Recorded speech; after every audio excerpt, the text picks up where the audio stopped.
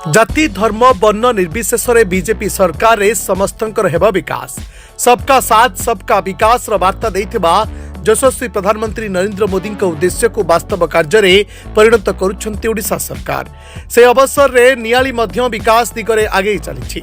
पूर्व सरकार रे बीजेडी नियाली विधायक प्रमोद को समय रे नियाली रे से भली किछि आखि दृष्टिया काम होई पारि नथिबा बेले लोके बाध्य होई सरकार परिवर्तन कले। नियाली रे बीजेपी रु विधायक छपी मल्लिक को जिताइले और विधायक छवि मल्लिक मध्य देइथिबा गोटिए पर गोटिए कथा को पूर्ण करुछंती। सती मध्यरु नियाली बाजार को उज्जवलीकरण कथा हेउ कि ऐतिहासिक दीपोटी तोटा कुंडीमुह ब्रिज विभिन्न पर्यटन क्षेत्र विकास करा जायछि। सेबई संख्यालघु मानक पई दुईटी बहुमुखी संप्रदाय सांस्कृतिक केन्द्र निर्माण पई शुभ भित्ति प्रस्तर स्थापन करिसंती विधायक छवि मल्लिक। यास संख्यालघु मानक पई मध्य ड्रेनेज सफाई व्यवस्था रास्ता निर्माण मध्य करा जाउछि, जाकि पूर्व सरकार रो आखि पड़ी नथिबा बेले नुआ सरकार विकास कार्य को त्वरान्वित करुछंती बोली कहिसंती स्थानीय सरपंच और अंचलवासी। नियाली ब्लॉक रे नियाली नुआगां अल्लणा माधवरे संख्यालघु संप्रदाय बसवास करती। सर्वाधिक संख्यालघु नुआगां अंचल रे रहुचंती। ओडिशा सरकार को अनुसूचित जनजाति और अनुसूचित जाति उन्नयन संख्यालघु और पछुआ वर्ग कल्याण विभाग रो मोट 60 लाख टंका अनुदान रे नियाली और नुआगां पंचायत रे दुईटी बहुमुखी संप्रदाय सांस्कृतिक केन्द्र निर्माण हेबो।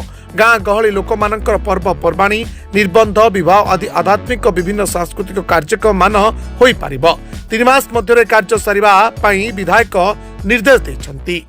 मोर तो लक्ष्य अच्छे नियाली नुआगां और जलारपुर ये तो आम निश्चित भाव में सरकार को यहाँ एनएससी पे आम प्रस्ताव मुझे अलरेडी दे सारे। ता पूर्व आम बहुत उन्नतिमूलक काम करने जाऊँ जमती नियाली बजार आलोकीकरण है।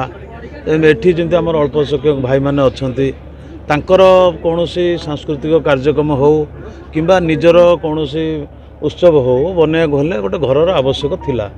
तेणु सरकार ठारू आम लगिकी 30 लाख 60 लाख टंका दीटा सांस्कृतिक भवन पे आसी। तेणु यहाँ आज शिलान्यास कराला। आपको भी मुझे 2 मास 3 मास भितर आपको संपूर्ण करा जिवो और ताकर कार्यक्रम करेंगे। आ बाद भी ये सांस्कृतिक भवन जो परिसर जदि आवश्यक पड़े किसी उन्नतिकरण करने से मो निज एमएलए आडू देकर करें जमी ये सर्वसाधारण समस्त शांति रही भाईचारा गोटे रहा लक्ष्य ना। से तो निश्चित नुआ सरकार प्रतिश्रुतिबद्ध अच्छा। मो नियाली जो प्रतिनिधित्व करुच्ची मोर भी दायित्व किसी रही। संख्यालघु भाई मानक भी मु बहुत समय कही जे आपण मानकर कम्युनिटी जदि कौन गोटे उन्नतिमूलक काम करा पड़े मत कहते आपण कहले सिना कौन करेंगे न कहले कौन करेंगे।